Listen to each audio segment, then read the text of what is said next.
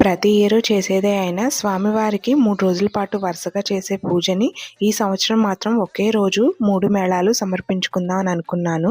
3 రోజులు కుదరదని చెప్పేసి ఒకే రోజు స్వామివారికి త్రిమూర్తులకి 3 మేళాలు ఒకే రోజు సమర్పించుకున్నాననమాట. ఈ పూజకి ఎక్కువ వ్యయం గానీ, ఎక్కువ ఆర్భాటం గానీ అవసరం లేదు. ముఖ్యంగా కావాల్సినది ఆకు, చెక్క, అరటిపళ్ళు, అలాగే అటుకులు, బెల్లం ముక్క నైవేద్యం, దాంతోపాటు సలివిడి వడపప్పు అన్నమాట. పూజ కూడా ఎక్కువ సమయం పట్టదు. కాకపోతే పూజ దగ్గర ఇలా సర్దుకోవడమే కొంచెం సమయం పడుతుంది. అది కూడా చాలా ప్రశాంతంగా అనిపిస్తుంది ఆ పూజ అంతా అయిపోయిన తర్వాత.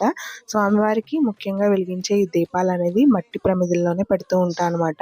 ఈ దీపాలకి మాత్రం పప్పు నూనెని యూజ్ చేయాలి. దాంతో స్వామివారికి ధూపం కింద గంజాయిని వేస్తూ ఉంటారు. గంజాయి దొరకని వాళ్ళు ఇలా మామూలు సాంబ్రాణి ధూపం కూడా వేసుకోవచ్చు. పూజ గురించి పూర్తి వివరాలు కావాలంటే ఫుల్ వీడియో కింద లింక్ ఇచ్చాను. దాని మీద క్లిక్ చేస్తే పూజ గురించి ఫుల్ వీడియో వస్తుంది. అలానే వీడియో కనుక నచ్చినట్లయితే ప్లీజ్